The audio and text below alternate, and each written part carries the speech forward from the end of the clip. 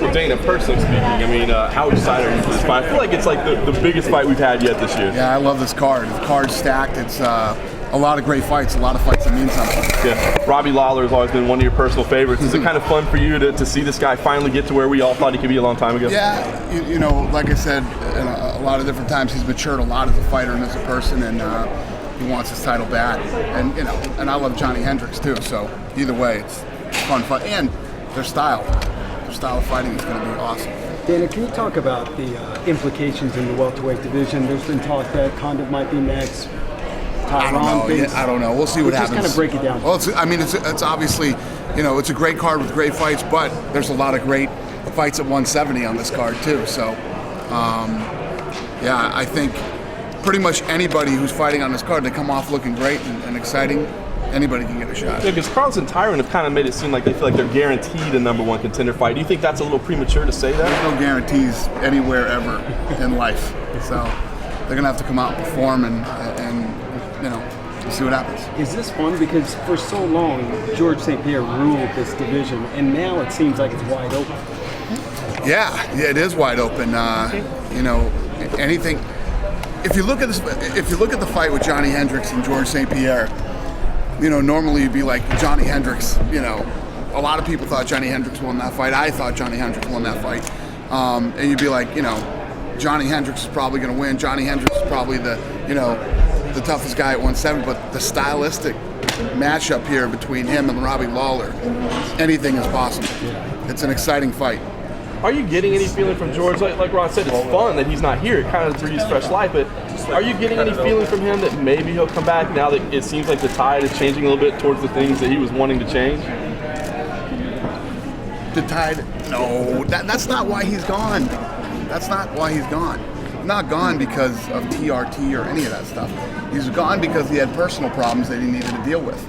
A lot of that stuff got blown out of proportion, and you know, he's gone because of the reason he sat down with me and Lorenzo that night and told us he was leaving. That's why he's gone.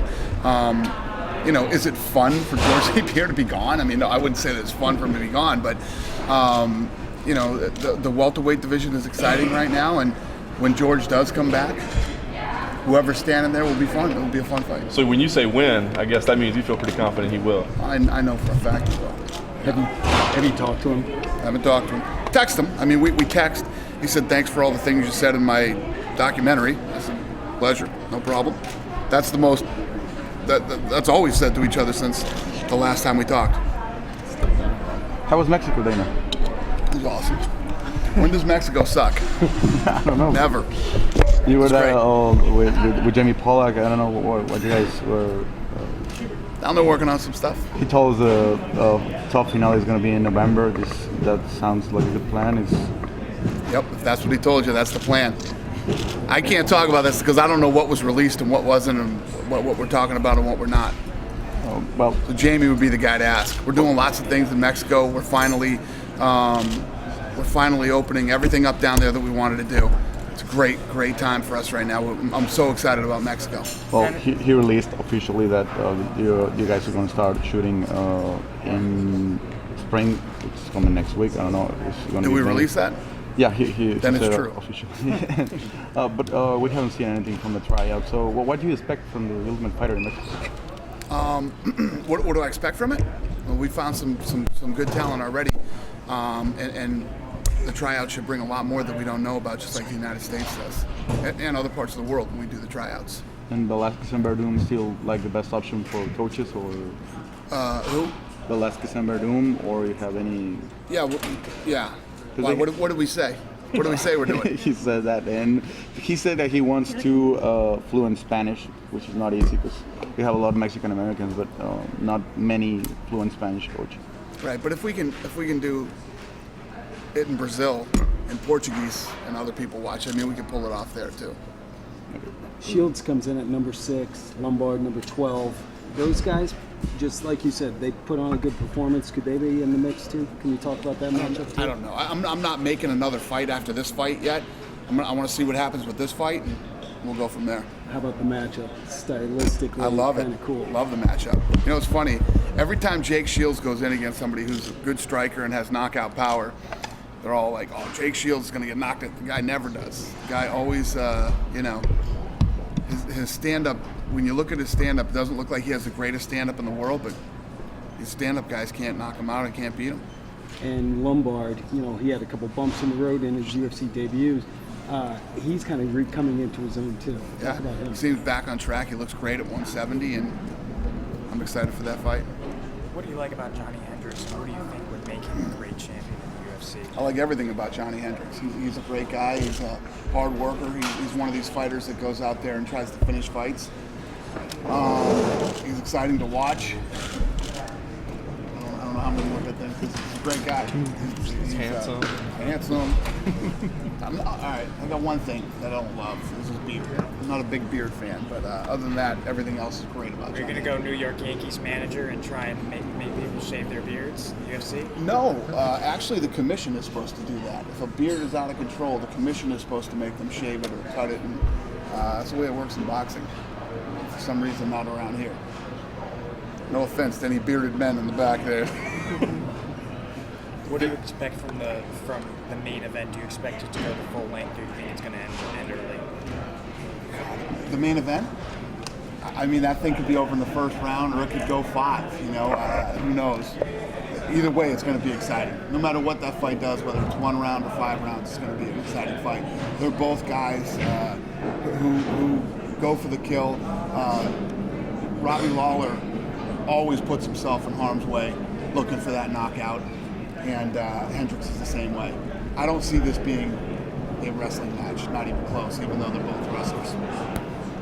Diego Sanchez on this card, he told us yesterday he's going to be more technical. He's not going to be a brawler anymore. That, you know, he understands he can't continue to fight like that. Do you believe that for 1 second, that he can change into a technical fighter?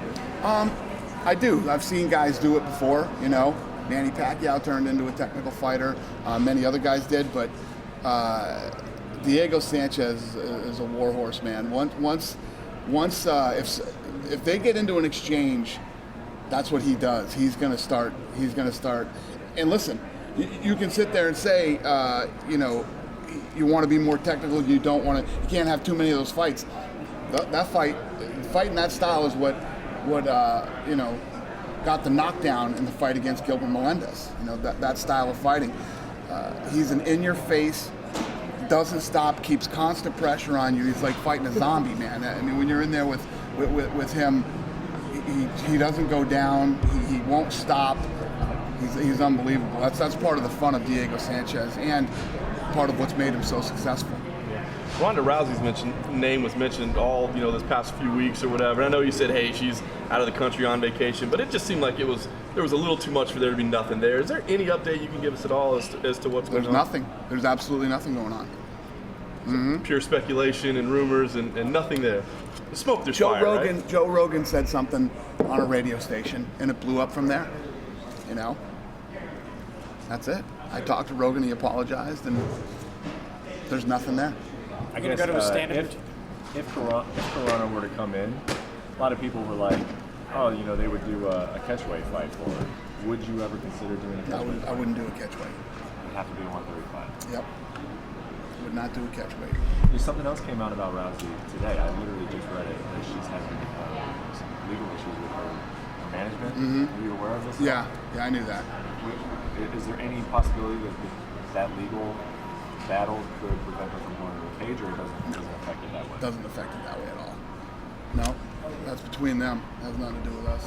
I heard that Holly Holm might actually be in town this week for this event. Do you have any intention on Does meeting she with live her, here? talking to her? I didn't know she lives Albuquerque. She lives in Albuquerque. Yeah. Albuquerque. Okay. Maybe she's gonna be here then. Yeah, I'm meeting with her this week. Any advance notice on what you think might Don't occur out of know. that? Never met him. Nothing. I'm gonna meet him this weekend and see what happens. Sold out Houston, you sold out Dallas now. Texas MMA, for real, you're going to be back here. It's awesome. That's what- Yeah. I mean, MMA in general. We just sold out the O2 in London. Sold out here. Sold out in Houston. We're sold out in Baltimore. Things are cracking. Things are good. Mexico's going great. I mean, just everywhere is just. It's been an unbelievable year already. Daniel, you recently in Mexico, you saw the new video? Did I see the new venue? I didn't. I didn't. Craig did, and Jamie Pollock did. Craig Borsari and Jamie Pollock saw it. Talked to Nick Diaz yet? Nope. He hasn't called me. Carlos Menem. The Mexican fighters in this event. Huh? What do you expect? What do I expect? From Mexican fighters? Yeah. I think that, since the beginning of time, Mexican fighters have dominated those lighter weight classes. And I think as this starts to get more popular throughout Mexico, I think you're going to see that, again, Mexicans are born fighters and they love it. And I've always been very interested in that market. Do you have any? It makes so much sense for us. Have any communication with Velasquez? Is he ready to train in? With Kane? He's going to be ready to train in the summer. Is November a good date for him? I know he's still going through therapy, and I think he will be ready by summer to start training. So, as far as I know. Last time you told me that you're not going to Mexico without Kane. No. So is. As soon as he's ready, we're going to Mexico. Is this year or? Yeah, we'll go this year. This year, unless something bad happens. Yeah, planning is November to make the event. It could be November. You think Mexico City would be the first stop? Yeah. Any closer location? I want to do it in Cabo, but Mexico City probably makes more sense. Any closer on a location for Chael and Vanderlei? We keep hearing maybe Sao Paulo. Is that done or any closer? With who? Chael and No, Vanderlei. it's not done yet. It's not done yet. I got to get that done this week too, or next week. Probably get that done next week. Dana, Carlos had mentioned he'd like to see title elimination fights be 5 rounds. That way you could prove you can actually handle 5 rounds before getting a shot at the actual title. Johnny, Tyron, they're against it. They feel like it should be saved purely for their championship rounds should just be 4 champions. What are your thoughts? Yeah, I'd have to agree with Johnny. I think you go championship rounds or 5 rounds, or if you're main eventing, obviously, on some of these cards. But I don't know. I mean, that's all. That was Johnny's next criticism. He said that for fight nights, main events, Right. they get 5 rounds, and they shouldn't deserve it. His first 5-round fight was against GSP. Interesting theory. I mean, I don't know. Let me change that today. Let me get on the phone. I was just curious. No, I don't know. There's a lot of guys that don't like to fight 5 rounds, and there's guys that do. I like 5-round fights, depending on the fight. There's some you wish were 2 rounds. Any word from Alistair Overeem? Alistair was supposed to. I think Alistair was coming into Vegas this week, but I left Vegas, so we couldn't hook up. I think it was this week. We haven't talked other than that. Hey Dana, what's the update on the commissions for TRT? Are they starting to follow suit with Las Vegas? I don't know. I mean, we do. We'll follow Vegas, so pretty much everywhere we go, we're gonna no TRT exemptions. California did. Anybody else? Not yet. No. Yeah, it'll happen. I think it'll all happen. It makes sense. Are you pretty happy to get this all behind? I mean, or at least you were close to getting it all behind. Relieved. Seems. It's all behind me now. TRT is the monkey that is off my back now. But it seems like the thing is, it's great to get the I'm ban. just tired of fucking talking about it. Right. But It was a crock of shit anyway. At the end of the day, we got 500 guys under contract. 5 guys now can't get exemptions. It was never rampant in the sport. There's 5 guys out of 500 that are under contract. Would you still like to see increased testing frequency? Because that seems to be it. Like, it's great that we're getting rid of it, but it doesn't do anything if you don't test. Always going to be something, man. Last week I was somewhere and the guy started terrorizing me about marijuana. I'm like, is that what we're going to fucking talk about now? Now it's marijuana, now that TRT is gone. Just, you guys need something to talk about. TRT was fun, wasn't it? Oh, that was fun. You could write 6-7 page stories about it and Vitor, and now it's gone. What's next, guys? What is next? Marijuana. Marijuana? All right. Or the extra testing for TRT, or the... Do we have any updates on the main event for the July 4th show? The main event for the July... No, I don't think so. No. International Fight Week goes through Sunday this year Yeah. in July. Rumors that maybe a TUF finale or something we like announce that. that? Well, it hasn't been announced yet. But if you want to go ahead and announce it today, there's a lot of rumors out there and speculation. Yeah, there'll probably be 2 fights that weekend. Saturday and Sunday. Interesting. I mean, is that something we might see going forward? Is this just a freak occurrence? I mean, Yeah, it's just a, you know, anything is possible these days. But I mean, there's Germany and Brazil on May 31st. 2 days. You know, there's 2 fights on the same night. You know, what a lot of people don't understand, and I was trying to educate a lot of people through the whole Fight Pass thing when we were over in England, especially a lot of the Americans. We're going into Europe and we're going into these other countries and we're localizing these shows, putting them on free TV and doing all the things. That's how we built the market here. That's how we built the market in Brazil, Canada, and that's how we will build the market in Europe. You know, we've done everything the wrong way out there for the past 13 years, and now we got it right. Now we fixed it and we got it right. So there's going to be times when, you know, there will be 2 fights, but Brazil will be packed and sold out. The ones in the UK will be, in Ireland and all these other places. You know, when people talk about too many fights, yeah, maybe there's too many fights for the Americans, and the Americans can't, you know, not in Europe, not in Australia, not in a lot of these other countries that are starving for it. And now we're going to localize it and bring it in. If you want to stay a fringe sport, go on at 3 o'clock in the morning or 4 o'clock in the morning on TV. Yeah. That's how you stay a fringe sport. You go on prime time in their local area on the big networks, and that's how you build a business. And so that's what we're doing over there now. People might have to understand, if you want to watch every single UFC fight, it might be too much for you, but you've got to be able to go. Exactly. That's it. This is too much UFC. For you it is. Tone it down a bit. Watch 4 of them. Watch 500 of them. I don't give a shit what you do. You know, people start going crazy like there's too much for you. There's not too much for the rest of the world. And that's what we're doing when we're over there building that business. And, you know, I saw the negative comments about Fight Pass and all this stuff. Fight Pass is kicking ass. What, again, people over here don't realize is there are countries that are starved for it, and they want to see all this stuff, and they want to watch all the old content, you know? So while, yes, we might have a few people bitching about Fight Pass, I'm not buying Fight Pass. Another $10 for people around the rest of the world, it's a fucking home run for them. They can't get enough of it, and now they get these live fights too.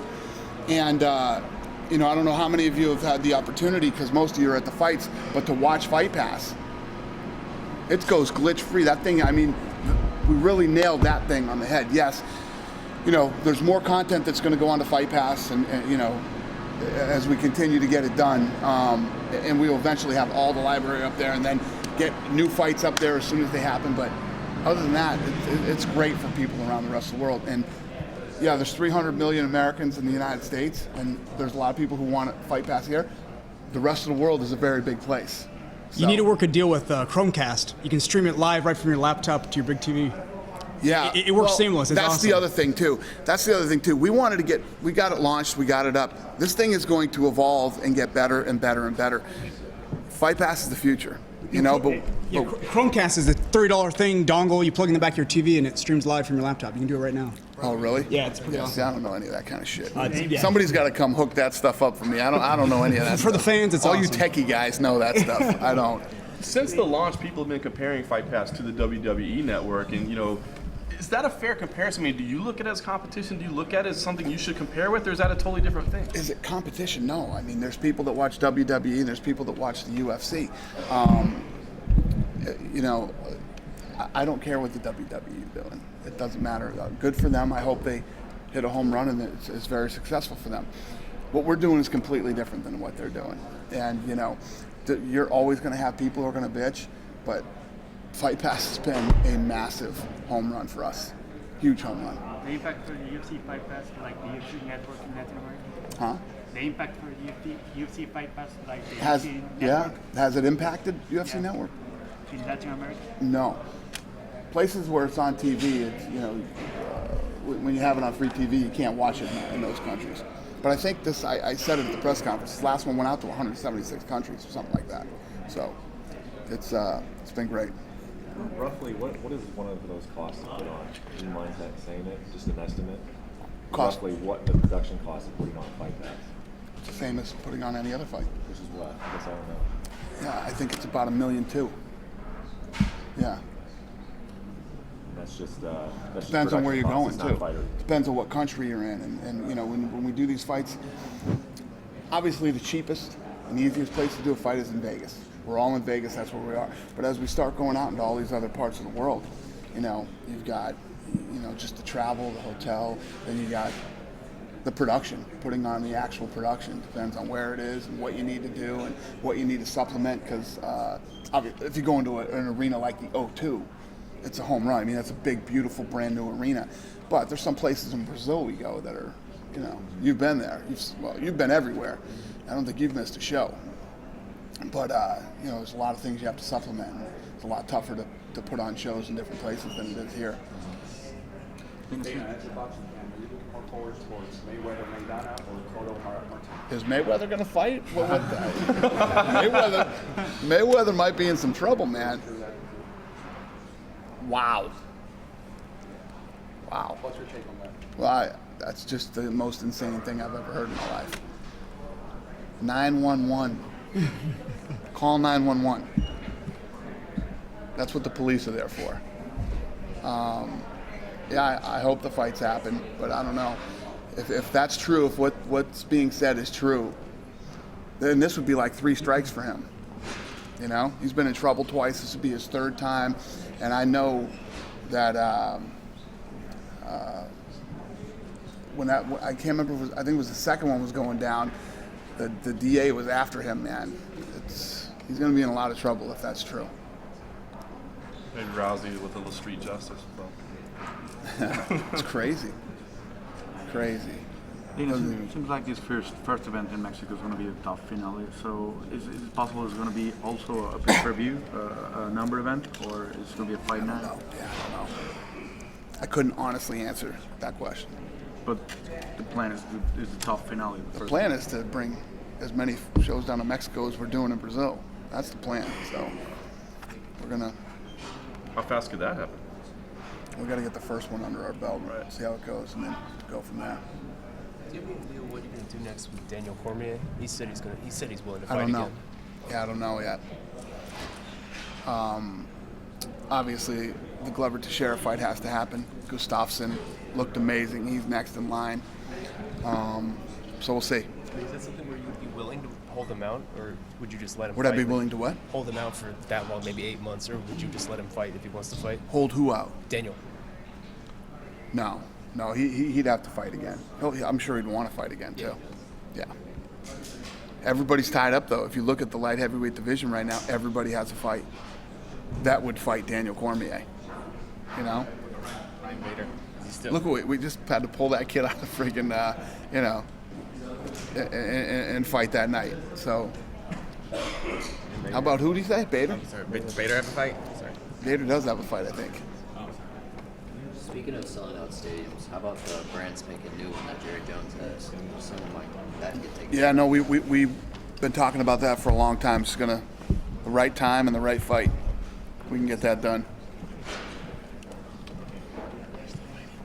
Dana, this is completely random, but I promise I'd ask. I was out with DMX last night, totally random.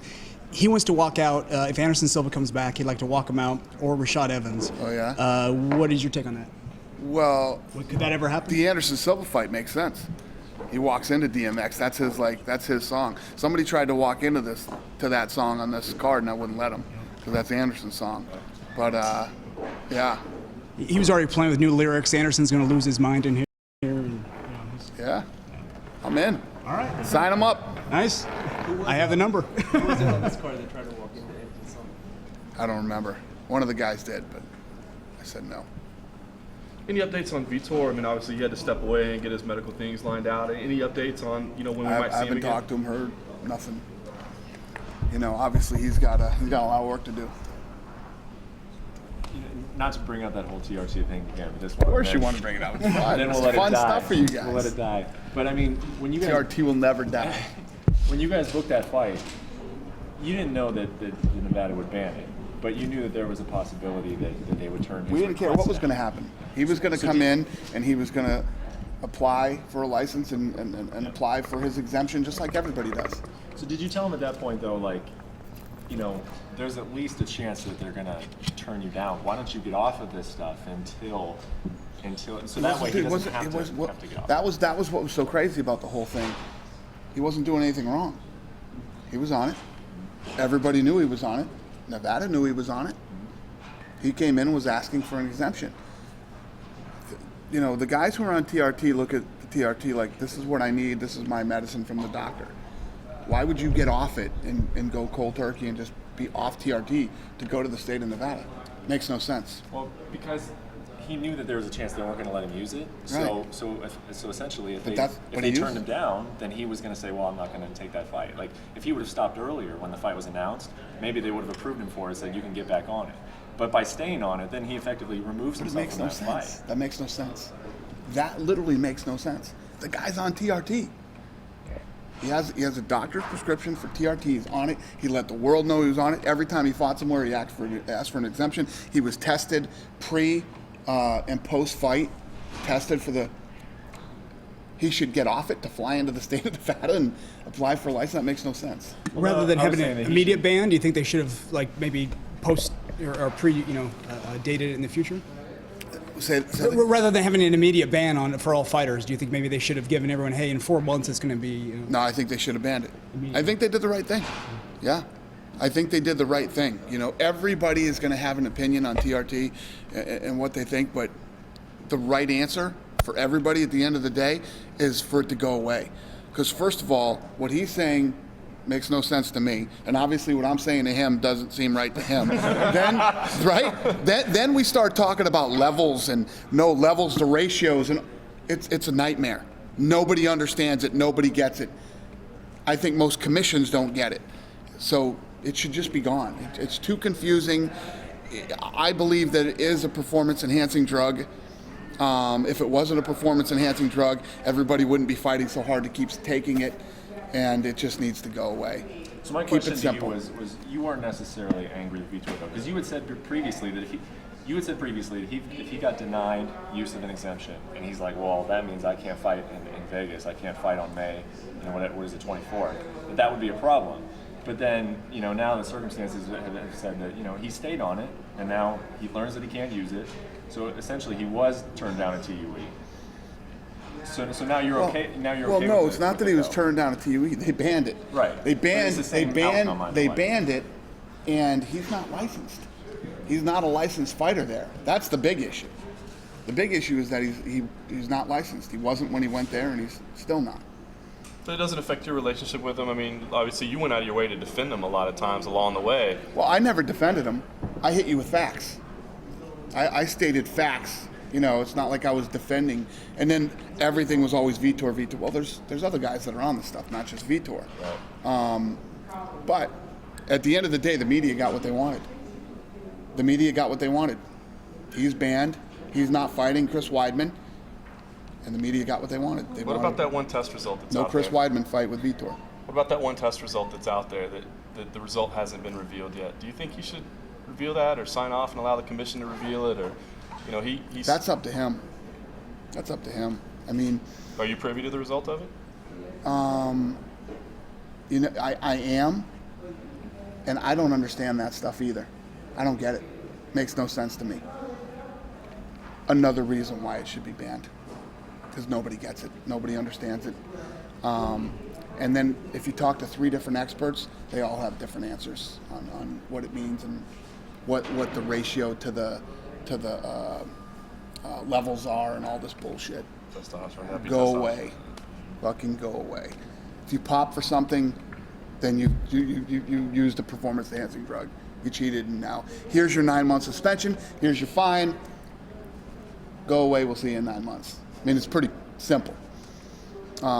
Hey, wait, no, I had an exemption, and my ratios to my levels aren't this, and I just took a shot 3 hours ago, and if they would have tested me 3 days later, I would have.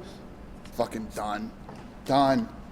Go away, TRT. Do you confident that guys like Chael and Vitor can continue their careers and continue fighting, or do you think this is kind of the end for that kind of? That's what we're going to find out. We'll see. We'll see. And that would tell you it's a performance-enhancing drug. If they can't continue to perform and they can't fight at this level, then it's definitely a performance-enhancing drug, right? Is Chael gonna be good? Or is it still confusing that wouldn't be? But no, it would be their medicine, and it's Depending on the ratio. It's like if you had a headache and you didn't take a Tylenol. You can fuck with this shit all day long. You could go back and forth and come up with different. Just go away. Is Chael gonna be good with the Vanderlei fight? I think so. I mean, I haven't heard otherwise. One of the things about Chael Sonnen, he's a very good communicator. So if Chael, felt that something was in jeopardy or something wasn't going to happen, he would let us know. So you haven't gotten that fight done because of Vanderlei, not for Chael? Yeah. There's a lot more to that story than. Please share. We can't right now. I mean, is it frustrating for you? Because obviously that's such a big fight. This is a frustrating job. Shit happens to me every day. Every day when I get up. Although the last couple days have been pretty good. There hasn't been any shit the last couple days, but this is what we do. Shit pops up every day. Is there any chance that just doesn't get done? I mean, you've already filmed the show. It'll get done. We'll get it done. But Vanderlei's basically balking right now? No, he's not balking at all. No, he's not balking, not even a little bit. Just over money? Nope, it's not over money either. So what is it? What else? I can't tell you. It has to do with the show. It has to do with the show. That's all right, tell you. So you're saying we'll find that on Fight Pass? That's pretty much later. Exactly. All right. Exactly. We can revisit this in a couple months. Going back to Belfort, is he now going to have to take another fight in order to get a shot of the Weidman fight, or is he? No. I mean, if he's ready to go and he can get licensed, he's good to go. Yeah. Earlier this week, Hunt Lee was kind of talking about some behind-the-scenes problem that they were happening in TUF China. Some crew and experience, they didn't really know what they were doing, censorship and stuff. Was that as much of a nightmare as he kind of made it seem? Yeah. I don't want to talk about that, though. Yeah, it was. We go into a new market, and yeah, it was tough. It was tough. We got it done, though. Yeah, exactly. Something that you're going to want to do again in TUF China too? We're committed. We're in China. Yeah, we're going to China. We're committed to China. Yep. So what do you do then with the Chinese guy that won, the prospect? Do you have to take him up slowly? Because obviously he kind of started behind the curve. Right. Everybody else. Right. Yeah. I mean, look at Australia. That's how Australia started. I mean, the first guy coming over from Australia was Elvis Sinisic, and these guys that came from, I think Elvis Sinisic might have been the only martial artist from friggin' Australia at the time, mixed martial artist. And, that's how it works. As you go into these different countries, it'll start to build and grow over time. But you got to start somewhere. On TUF Brazil, what was the thought process on including the two women athletes? I think she's a basketball player and a volleyball player, I believe. Right. So they just didn't seem to know a lot about the sport. Right. So reality TV is a lot different in Brazil than it is in the rest of the world. What they like and what they get into. So Globo wanted to make some tweaks to the show, and that was their tweak.